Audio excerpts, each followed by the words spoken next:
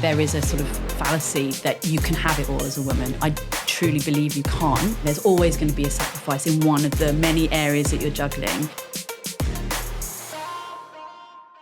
I'm very excited to have our Chief Finance Officer, Zoe, here today. So excited to have you because you're just full of enthusiasm and what you bring to the business is amazing.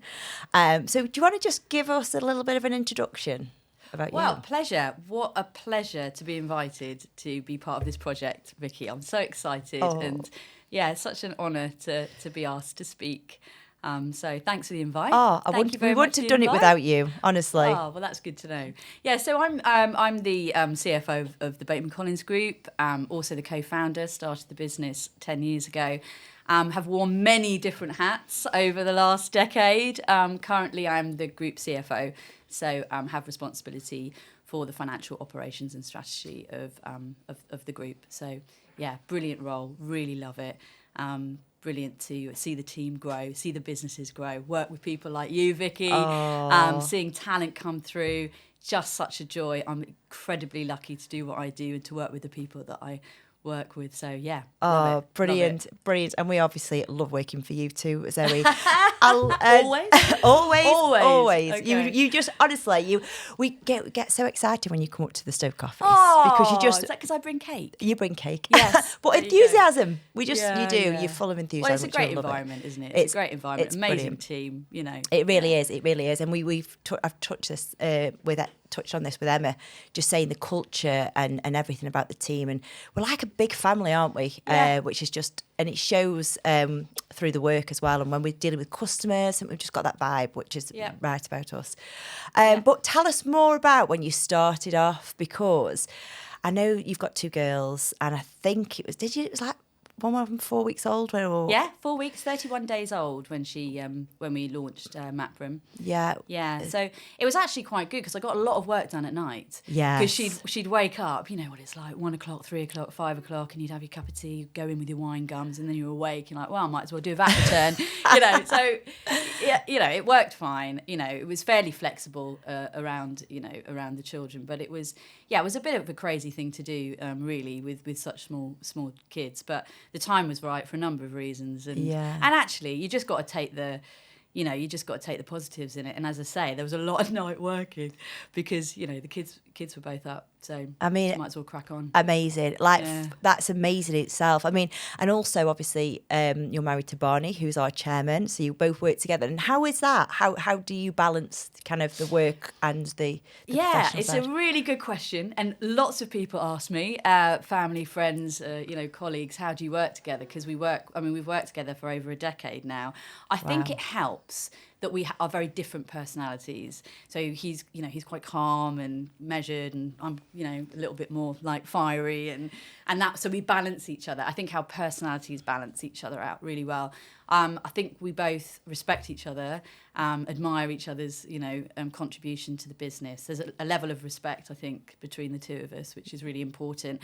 And the other really great thing about it is it's the trust piece. Yeah. You can trust each other, A, to make the right decisions, B, not to batter each other over the head if we make the wrong decisions, and C, just that we are absolutely in step with the progress of the business. And it's really cool to share that journey with somebody that you love, as well as love that. Yeah, so yeah, I mean, sometimes, don't get me wrong, it's a little bit intense. I work in one part of the building, he works in the other. I think we could actually work in the same office together, but it's again, it's a real privilege to be able to keep that in the family. And I know it doesn't work with some people. A lot of people, my friends, God, it could never work with my husband. Me sure, too. It wouldn't always work. But I think because of, our different personality traits, we bring different things.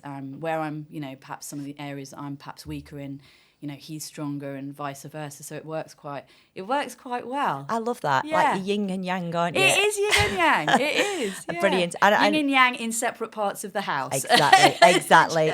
Boundaries. But I mean, honestly, boundaries. I take my hat off to you because I definitely would not be able to work with my husband. We had a stint of this during lockdown. And that's right. it was. Yeah. I mean, the added pressure of lockdown was schoolwork and everything on top. Yeah. But I quite like to have my kind of own time away from the family as well. So, but it works for you. I mean, you just got this teamwork down to the T. Yeah. It's brilliant. Yeah. There's a lot of advantages to that. Yeah. Absolutely. And as I say, it works with some, doesn't work for others. Yeah. But it seems to work well. And you just got the same passion, obviously, the same goal that you want to achieve for the business as well. Oh, I think it's intensified actually as the years have gone by. Yeah, I mean that is my principal goal, is the success of the businesses. Definitely. And and I put absolutely everything into that. Definitely. And obviously my family. Oh, of course. Not secondary, No. as they may complain sometimes, but equal measure, yeah. And you're very passionate about that, just touching on the family life. You're very passionate. I know that the day one when I started, you were like, right, you do not miss an important assembly. You do not miss a nativity play, a sports day. And I think that is passionate, and I think that definitely stood out to me when I met you on the first day. And that's important for us as mums, I think, that we can still juggle life, being a working mum, but also still see the kids go through these amazing days.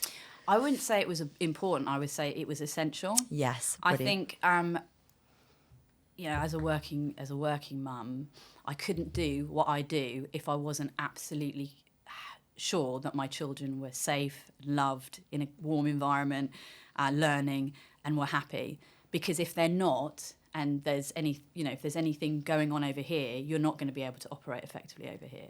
100%. And they've got one childhood, and you can't miss those events. That's a non-negotiable. I think when you talk about sort of work-life balance, how do you juggle family life with business? It's really challenging. But something that I've really learned over the years is you've got to set yourself your own red lines. Yeah. Okay. And that's what I say when women join the business, and men, not just women. Make sure if you've got young kids or teenage kids that you don't miss a thing. They should be your red lines. Yeah. Because you can't do it all. And I think there is a sort of fallacy that you can have it all as a woman. I truly believe you can't. Yeah. You're always balancing something. There's always going to be a sacrifice in one of the many areas that you're juggling. And the only way I think you can rationalise that in a sensible way is to have your own personal red lines. Yeah. And mine are, well, I'll tell you what mine are. Mine are making sure that I drop my kids off at school every day. Now, not everybody has that luxury, and I do appreciate that, but that's one of my red lines. Yeah. Making sure, and I'll manage my diary around that, making sure that I put my children to bed every night. That's another one of my red lines. Love it. And I could be failing, and am, by the way, consistently in every other area. Like, don't even talk to me about school administration. And I've got 55 portals going on. I miss every deadline. Have you made this payment? No, don't even ask me. You know I haven't made payment for this, that, and the other. Have you done this form? No. Consent forms? Forget it. But I don't beat myself up about that. No. I used to. I don't. No. Because as long as I'm operating within my set red lines, like I'm dropping my kids off at school and I'm putting them to bed at night, I'm winning. And I'm patting myself on the back. If I'm failing in all these other periphery areas, I don't care. And I'm not going to beat myself up on it. Because there's too much external pressure on women and on mothers to behave in a certain way. I mean, sometimes, you're flicking through your feeds or whatever, and it's like, are your children getting 5 a day? No, they're not. Yeah. They're not getting 5. I can tell you categorically, they're lucky, one of them, to get 1, frankly. Am I going to spend hours, self-flagellating, oh, my children, they're not eating enough fruit and vegetables? No, because I've got too many other things in my head to be considered about. But where I would beat myself up is if my personal red lines are crossed. Yeah. And so that's it. It's about setting yourself boundaries that are non-negotiable to you and your family. And everybody's are going to be different. And everything else, white noise. Because it will always get done. It will always get done, Vicki. Yes. But, and it's not important. Got to get rid of the white noise, I think, as women. Yeah. And we get white noise all the time. Yeah. We get white noise in how we should bring up our children, in the relationships that we have, how we should have friendship groups. We have white noise about what we should look like, what we should wear. It's all white noise. Yeah. And it's so intensified by social media these days. And I feel like, you're so They right. tend to do a huge amount of that because it just can't be. The fakery of some of that is just 100%. And then you sort of got these false idols, haven't you? Like these super women, and it's like just nonsense. We're all super women, all absolutely. of us. Every working woman is a superwoman in my book. And if you can have those red lines and you are comfortable with them, forget about everything. Yeah. Honestly, love that. Absolutely love that. I'm going to look at my red lines. Look at your red lines. Yeah, we can talk about that. Absolutely brilliant. Yeah. But perfect.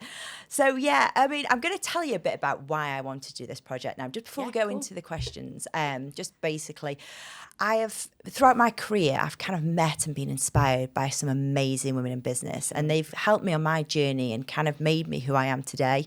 They've given me the resilience and given me the passion to go on. And particularly now, because I've got a 14-year-old daughter and 2 other children, I feel like it's really important to show them that success is achievable, diversity in the business is essential, and we're all like learning and growing and helping each other along the way. So this is why it's important to me, because we can do it all. And like you say, we don't have to be perfect at everything, but it is achievable.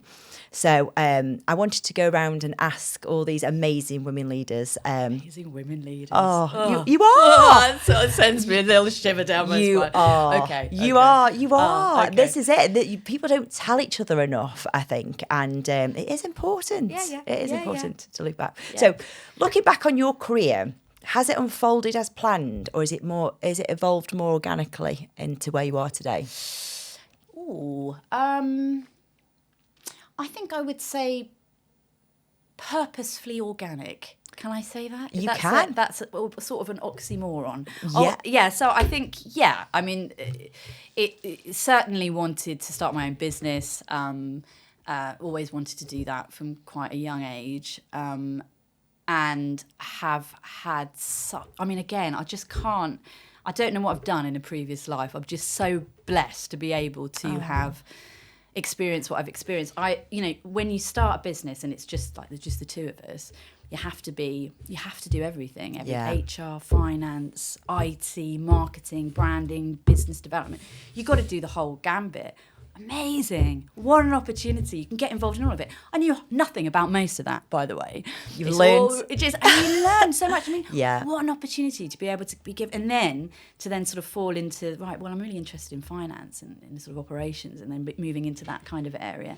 And then coming to the point where, okay, I think I've given as much as I can give. I've learned as much as I can. I've taken it to this degree. Now we're going to bring in some talent, and this is like the next cool stage where we're bringing in talent and people who are just, And you've done that. You've created this, and that's amazing. Not on my own. Not on your own. But you and Barney have started something here, and like obviously like this year when we won the Sunday Times Top 100. What an achievement. That was quite emotional, I have to say. Absolutely. That was brilliant. Absolutely brilliant. Yeah. Absolutely. And I think that was emotional for all of us to see how proud you were. And we kind of, we saw the video and your kind of emotions came out. I mean, incredible. But like you say, what you say to your daughter is absolutely right. I mean, you just graft and you work and you work and you work really, really hard, and you learn to become resilient, because I don't think resilient is, you have to learn to become resilient. Yeah, 100%. And once you've got over that stage, and you can, I totally believe that you can do anything you put your mind to do. I do. And that's so exciting when you realise that. It's so, I mean, the world's your oyster. Yeah. And the world is your daughter's oyster and my daughter's oyster. We've just got to give them the confidence. Absolutely. The self-belief, the recognition that you will fail. Fact. Yeah. You're going to try 5 things and you might fail at 4 of them. Yeah. But you've tried them and you've learned and you move on, and that's what resilience is. And it makes you so much stronger. Exactly. This is it. Yeah. This is it along the way. And then when you left school then, what did you kind of do when you came out of school? Like, what kind of venture did you go into? Was it something that you planned from school or not necessarily? I had very little ambition when I was at school. In fact, I don't know if it's a sort of cultural thing, and I don't know if you experienced the same thing. It'd be interesting to hear, but always the ambitious kids were the ones that always came across as quite arrogant. Yes. Ambition was almost, where I grew up, a kind of, I don't know, sort of like like a dirty word almost. It's like, who does she think she is, Yes. thinking that she can do that, and being kind of associated with perhaps negative, which is awful. Yeah. It's absolutely awful. And thankfully, when my daughters don't have that experience. Because we've got the drive to like behind them, but we didn't have models. that. And there are lots of girls that don't have those role models. I've done a lot of work in the past with girl guiding, and something that I really want to get back into again once I've got a bit more time. And it is just so obvious that, that there is still an issue with girls and young women just suffering that lack of confidence. And I was that girl, 100%. You didn't really want to, you even walk, everything, you don't really want to kind of, and have, and to be able to sort of say, I was like you, that's what I used, that's how. Instilling that confidence 100%. Is so important. And not everybody has, your daughter's so lucky she's got you, because you are a brilliant role model. But not everybody has that. No. So, and I think this is why it's important to talk. And I think us as women, we do like to talk, but we like to talk about our things that don't go right as well. Like, we're not afraid to talk about that, and that is one of the biggest things that to show the girls growing up and other children and in the next generation kind of coming into business that, like you said, we're probably going to get 4 out of 5 things wrong, but we'll learn from it and it makes us stronger. So 100%. That's what resilience is. Definitely. So which female leaders have inspired you, and how have they influenced you to shape your goals? Yeah, that's a really interesting question. And I think, I know this sounds a little bit cliched, but the inspiration that I get from women specifically are not from, political leaders or, famous, Insta stars or whatever. It's from the women that are around me, the everyday hero, or heroine, whatever you might want to. Yeah. So I've got a lot of very talented, beautiful, wonderful, kind friends. And I would say that they inspire me in how they live their lives every day, how they support each other, how we support each other as a network. Those are the women that I rely on, that give me inspiration, support and love. Yeah. Not necessarily, a sort of idol anywhere, because, this is real. These are real women, unsung heroes of, juggling their careers and their lives and their caring responsibilities, and being brilliant and being kind and giving to other people. Madeleine Albright once said, there's a special place in hell for women that don't support other women. That is so true. And I really do believe that. Yeah, I do. And she was quite a powerful woman. Well, she was an incredibly powerful woman on her own in politics at that time in the US. One of the first, I think she was the first female Secretary of State under Bill Clinton. She, some of her politics you might not agree with, but she was an incredible trailblazer. If you're asking me about trailblazers, somebody else actually who I really do admire is Mo Mowlam. So she was the Secretary of State for Northern Ireland when the sort of peace treaties were going on. And what I loved about Mo Mowlam, there's an image in my head about Mo Mowlam. What she used to do, she didn't have any hair because she was going through sort of treatment. So she didn't have any hair, and she'd be in this like intensely stressful sort of environment, leading negotiations, and she'd be in a room full of journalists and politicians, and she would be, giving a press conference, and she'd be halfway through what she was saying, and then she'd say, "Oh God, this wig is driving me mad. Just take the wig off," and she'd throw it. So I don't really care what you think. I'm taking my wig off. I love it. And that for me, as I was growing, I remember seeing that, and I just thought, wow. Yeah. Wow. She knows. She's confident in her own abilities. She's brilliant, talented orator, talented negotiator, talented politician. She didn't care what she looked like. Yeah. And who cares if she needed to be comfortable. She needed to get the job done. Yeah. She took her wig off. And I thought that was 2 fingers at that societal pressure that we have to be, look a certain way, be a certain way, behave a certain way, speak a certain way, think a certain way. It's about no to any of that. Yeah. I am who I am. I'm going to be unashamedly myself because I know and I can believe in my, in my talents and what I can give to whatever that, whether it's in the boardroom, whether it's at home with your kids.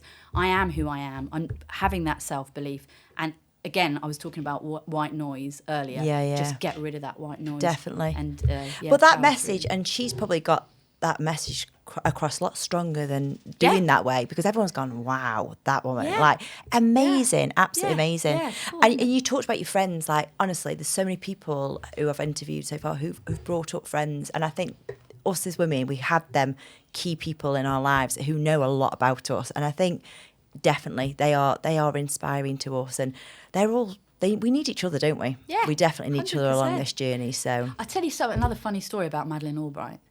Okay, so she had this post-it note of what she had to do in a day. I mean, insane what she had to do in a day. So it was like, number 1, call the King Hussein of Jordan. Number 2, speak to Senator whatever. Number 3, prepare for the Chinese trade talks.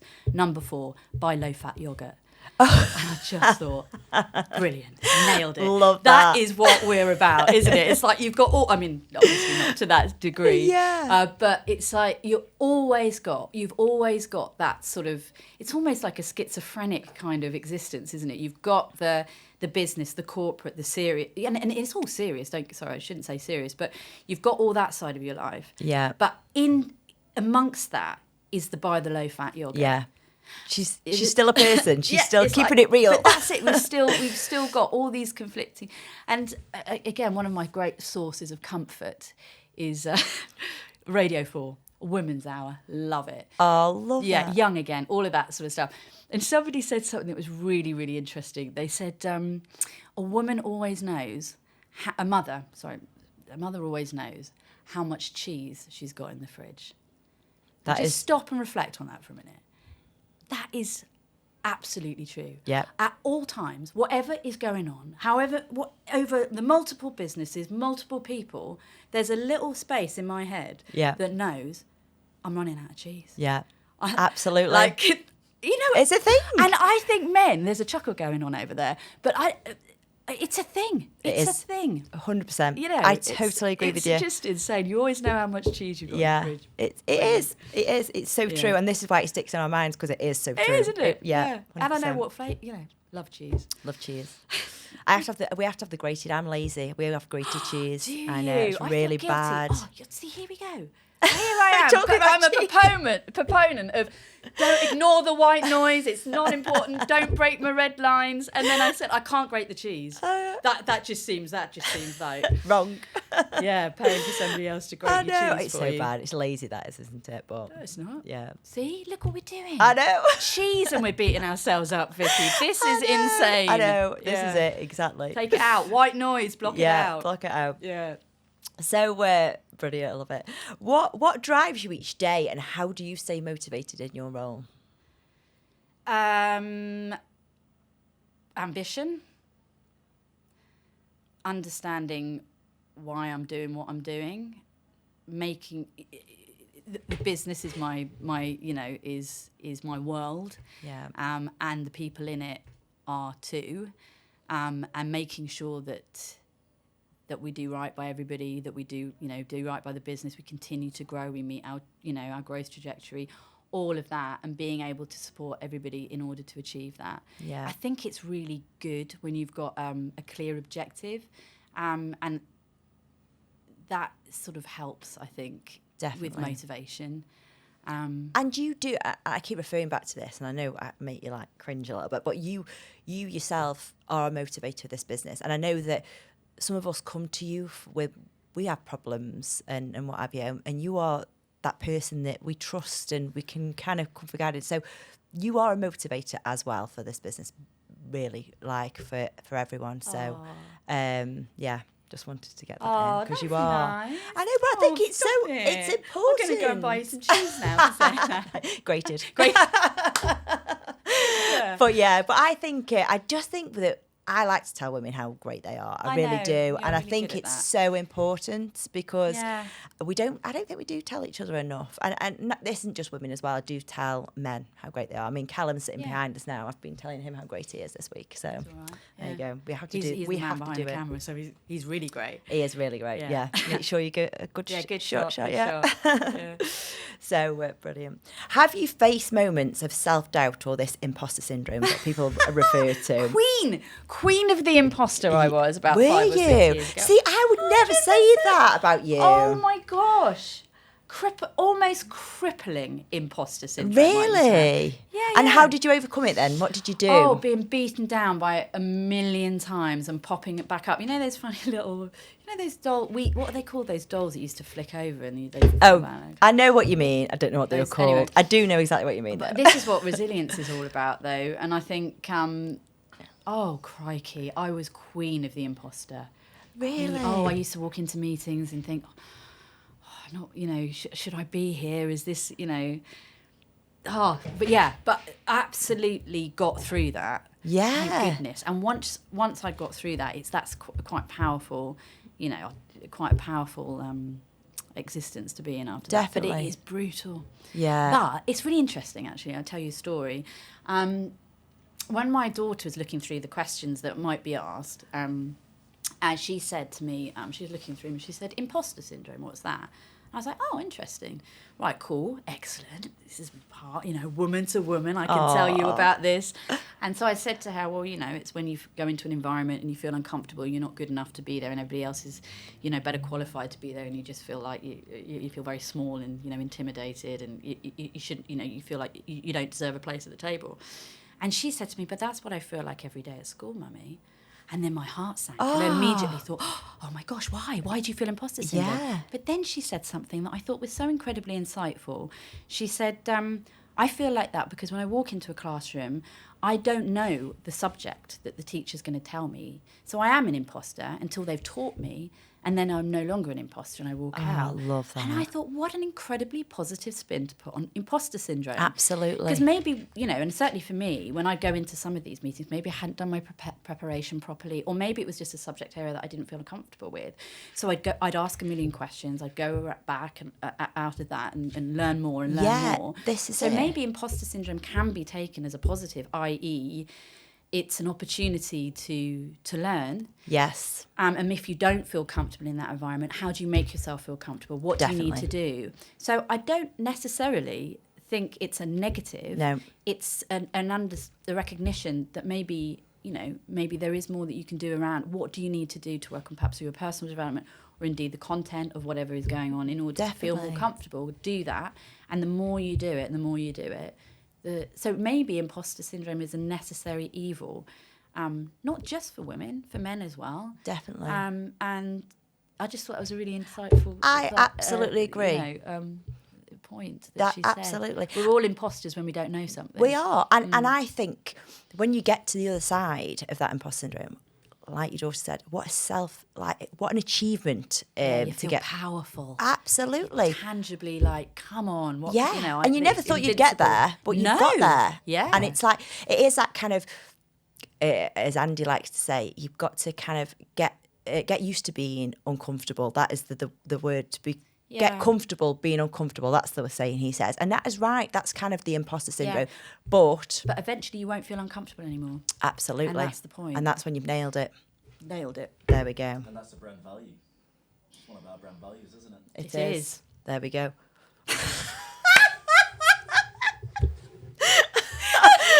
I did not know that. Vicki, I love it. I love it. Yeah, okay. Did you get that face? Did you catch that? Oh, I did know that. Yeah. Love it. So, have you always felt supported by those around you, such as your friends, family, colleagues? Yeah, 100%. Yeah, so blessed. Yes. Perhaps not in the early days when I was starting out on my own in different environments. But yeah, I have. I've been, again, just blessed. And again, I think that touching on the business, I think that is in the business now. And I think you and Barney have definitely brought that culture in the business that we all support each other no matter what. And we're like a big family really in this business, I think, because I think we're still quite small, but we are growing. And I think we've all kind of got the same direction, and we all feel sometimes we need support, but there's always somebody there, I think, which is really 100%. important. And I think people would drop everything to look after somebody who might be in sort of stress or in trouble. And it's brilliant. But it's not Barney and I that create that culture. It's everybody that we bring in that supports that culture. Yeah. And it's just a beautiful thing to see. It is beautiful. I think it's the greatest achievement of our company right now. 100%. The people that we've got, the culture that we've built, the support that we give each other, the support the women have. Do you know, to talk about somebody behind their back, to be negative about anyone, it wouldn't even be in our, just wouldn't even be in our psyche to do that. And that's, I think, quite unique. It is unique. In a sort of community or environment. We are blessed that is what we've got, and that is our absolute strength. Because that's how it's sort of like a trenches mentality. We're all there together. And definitely. We go over the top together, and definitely. Yeah, and that is brilliant. Yeah, I think you're absolutely right, Vicki. That's the strength. Definitely. As a mother, a wife, a leader, how do you balance your personal life along with professional life? I mean, we have touched on this about the sort of red lines. Yeah, definitely. It's that. Yeah. And not sort of beating myself up about things that I should be doing, or that kind of nonsense. Just red lines. Yeah, definitely. And then when it comes to a weekend, it's like your family time, and or sometimes work time creeps in, or it's just balancing that kind of. I don't think, as I said before, I know you're super positive. You were saying, women can have it all, and I do say I think we just need to be a bit wary of that, because again, I think that puts women under a lot of pressure to have it all. Yeah. Why can't I be a brilliant mum and an amazing business person, and and have a million friends that I'm all on top of, and great daughter to my? That's too much. That's too much expectation. That is having it all in my book. And it's actually, overwhelming. I think you can't. So what you have to do, instead of having it all, you have to have little bits of everything and balance it all. And that's how you do it. Yeah, and I agree with that. It's like my girlfriends, we don't see each other as much as we want to. We have to get, like, even if it's once every 6 months, but we pick up where we left off, and that time is so valuable. And it's just that we can't see each other every week, unfortunately. We're all busy, but it's definitely having them little bits to look forward to. 100%. And how do you manage stress and avoid burnout whilst maintaining resilience within the career?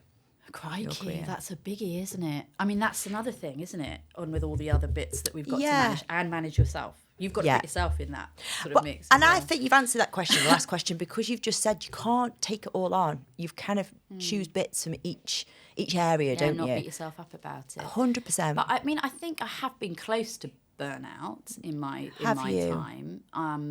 But I think one of the greatest lessons I've ever learned going through that experience. I mean, it wasn't horrendous. Don't get me wrong. It wasn't horrendous, but it was challenging. And one of the things that I learned from that is how important it is to ask for help if you're struggling with something, and not to feel that you have to cope with everything. Definitely. It is not a sign of weakness to say to somebody, do you know what?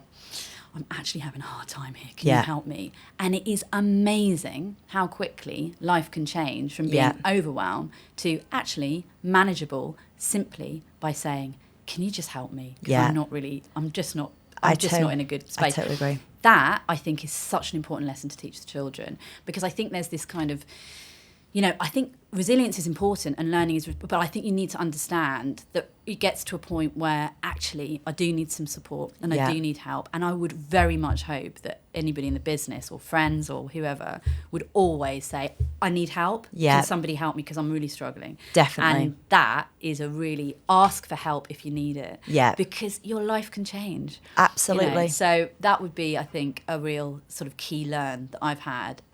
So not to get to that point of such stress. But to intervene, put your hand up and say, I need some help. Yeah, And that's not a weakness. And also ask for help, but you're learning from that as well, aren't you? You were learning from that person who's helping you. So and also be the person who helps. Yeah, I think that's the thing. You've got to pay it forward, haven't you? It's like somebody's helped me, I'm going to help you. Yeah. And that's the same. That kind of, Definitely. And I love helping people. That gives me a self-achievement in doing that. And just help, like seeing their faces, seeing that the pressure's off. It is a massive thing, isn't it? Yeah, it is. So, And also then you have your freedom to perform to the best of your ability. If you're stressed, you're uncomfortable, if you're overworked, if you can't see the wood for the trees. Yeah. You're not, you don't have the clarity of thought to perform at your best. Definitely. And to be the best. So why would you do that to Absolutely. yourself? And do you know what? Going back to like the personal life as well, as a mum, we learn every single day, right? We don't have a handbook, do we, to say this is how you be a mum. And I often phone one of my best friends who we've got children very similar, and I phone her for advice because I'm like, I don't really know how to tackle this. I think I need to do this way, but what would you say? And that is very, very important. Because what is the right answer? Yeah. Well, there isn't one, I suppose. Exactly. But, we're all learning. But that's lovely, isn't it? That you've got that support network. And Definitely. You can go there for 100%. Yeah. I don't know what I'd do without her. Oh, bless her. What's her name? Julie. Julie. Yeah. God bless Julie. I know. She'll see that I'll tag her in on this. Yeah. What are the most important lessons that you've learned, would you say, throughout your career? I mean, again, I suppose we've touched on a few of these. Yeah, I mean, let's recap. I mean, from what I was saying, resilience, just to keep going, to learn as much as you possibly can around areas where you failed or you felt you haven't performed at your best. Yeah. Asking for help, really important if you need it. Establishing those red lines, establishing ways of working that work for you, and just cancelling out that white noise. Yeah, definitely. And I think the really key lesson that I've learned in the last 10 years is how important it is to be yourself. Yeah. Because I think sometimes, again, especially when you start out in a career, you kind of want to sort of fit a mould of the corporate you or the whatever it is that mould is. And actually, if you're trying to fit a mould, it's just don't bother. No. Because actually you're going to spend too much time trying to do that and not enough time in really sort of exercising your energies into, that self-development piece, 100%. that performance piece. And if you can't be yourself where you are, then you need to maybe consider where you can be, because it's so important. It is important. You talk how you talk, you look how you look. Just be yourself. Yeah, definitely. And that is enough. Definitely. Well, it's like when I came into this business, actually. I'd been in banking for 22 years and didn't really have to deal with like consultants. So I came into here and I was a bit like, wow, I don't really know what they're talking about. Yeah, 100%. It's like a new language. A new language. Yeah, and I was like, oh gosh, I don't know if I can do this. I need to be one of these like high corporate, like talk the way, articulate the way everyone is. And actually, I'm just myself and I'm very successful from being myself. I build some beautiful relationships with customers, 100%. with people. You are the absolute example of that. An absolute perfect example. Yeah, yeah. So well done you. Thank you. How did you do that? What made you go from walking into the room and thinking, I don't think I can be here. This is out of my comfort zone. I'm not speaking the speak. I don't understand the lexicon. What? Yeah. And then because you turned that around so quickly and flying. What was it that that inspired you to do that? There was a time where I thought, oh, I'm not sure I can do this. But I loved the business. I loved the culture. I wanted to stay within this and work together as a big family kind of thing, network. And I just thought, you know what? I'm going to do it my way. And I have. Yeah. And I'm constantly thinking about ideas and how I can make it my way. And it's working. People 100%. Love people. And when they buy people. They don't buy products and sales. I think they buy the people who are genuine and who genuinely want to help, are interested. I really am interested in people. I love building that relationship, and that, I mean, my kids go mad at me. I go to the supermarket and I will leave the supermarket and I've already made 2 friends at the supermarket. It's like, love it. Do you know what I mean? Love it. Yeah. But yeah. I do. I really do have interest in people, and I think that's it. So I just wanted to turn that round, and I wanted to be in a job that I really enjoyed, and I think I've done that, and I absolutely love what I do now, and and it does rub off on people. It does, 100%. I mean, everybody's coming to you for these, for these interviews. Everybody's really excited. They want to have a bit of Vicki time. But I think energy as well, like 100% energy runs I off. agree. I totally agree with that. Yeah, exactly. You're like a ball of energy. This is it. But so are you. So are you. There we go. This is why we get on. We're amazing, aren't we? I know. Yeah. Let's big ourselves Should we go for some cheese? Cheese.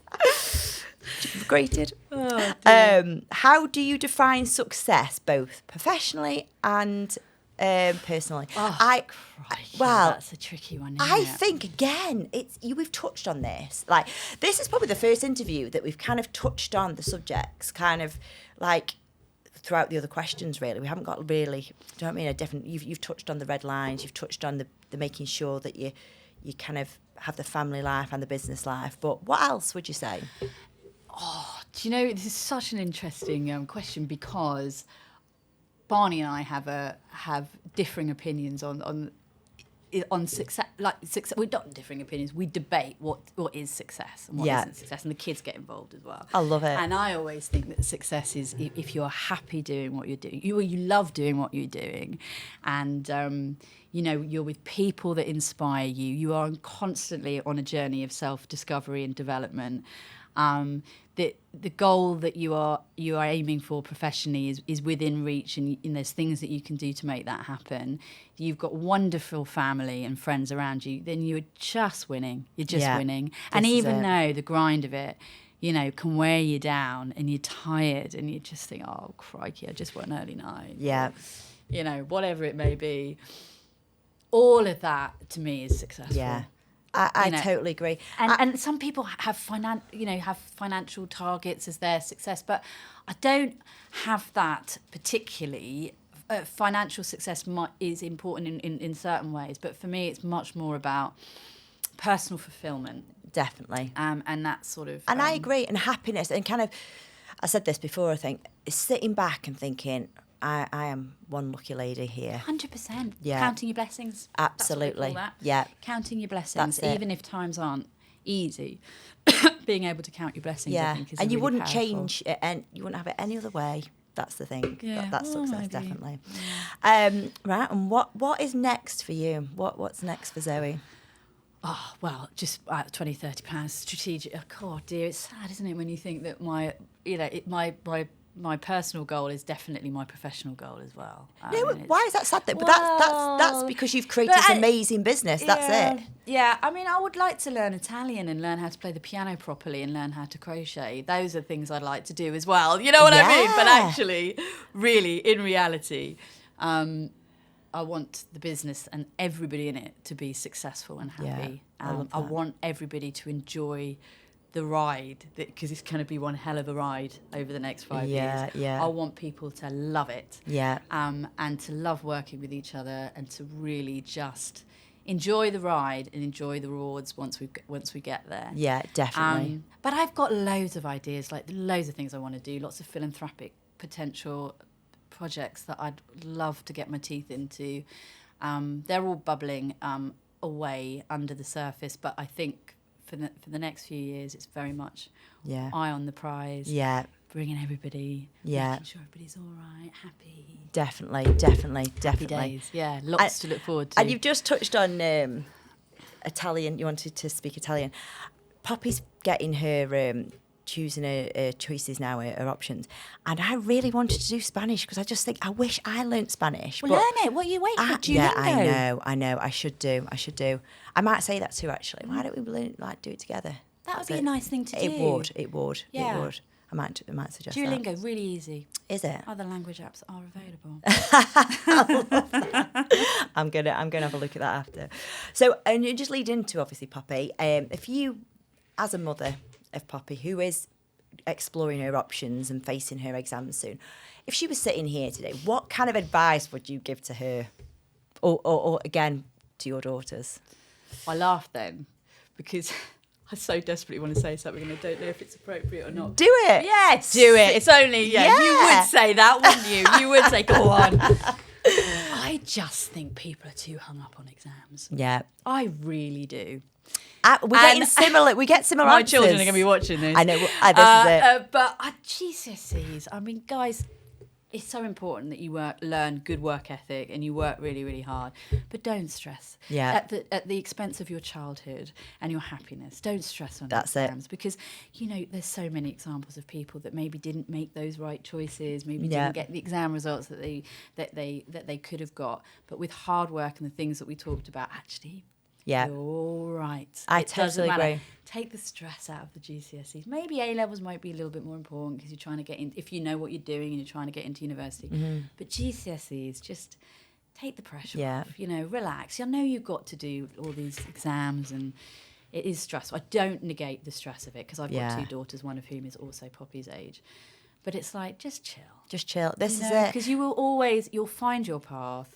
You know, And it's sometimes, in a lot of cases, different to what you actually know at 14, right? The path's sometimes a lot different. 100%. So, and I think learning the basics for me, like I say to Poppy and both the boys, is good work ethic. Yes. So be punctual, be enthusiastic, work hard. All these things will play a much bigger part of your life. But I think for girls, it's also about being yourself. Yeah. Like, don't try and pretend to be somebody that you're not. And that's really challenging for teenage girls in their environments. Just be yourself. And sometimes that may be let your freak flag fly, right? Who cares? Definitely. You know? Just if you're different, that's fine. Be confident Be being different. Actually. Yeah. But difference is brilliant. Difference is valued. And maybe it doesn't always feel like that in a cliquey group of girls, but I promise you that difference is brilliant. You will find your tribes. You will find your people. Don't stress the exams. Enjoy your life and take every opportunity that is given to you. Even those things you think, I can't do that because I'm not going to do it. Just do it. Do it. Definitely. Have no regrets. No regrets. Yeah. Better to regret something that you have done than something you haven't. Definitely. I'm not sure that's entirely true in some I contexts. know, but, exactly. you know, that's But- what the old adage, isn't it? Yeah, absolutely. Yeah. Oh, well, thank you. Listen, that advice is amazing. I'm sure I will definitely. You're not tell going to Poppy. pass on to Poppy, are you? I will. Yeah, so she said, don't worry about your exams. Will They're not edit important. that bit. Yeah. But brilliant. And honestly, Zoe, it's been an absolute pleasure. Yeah, and I'm pleasure. so happy to have you involved in this. So thank you so much. Thank you for sorting it all out and just being brilliant. Oh, thank you. Yeah. Thank you. Pleasure. Enjoyed that.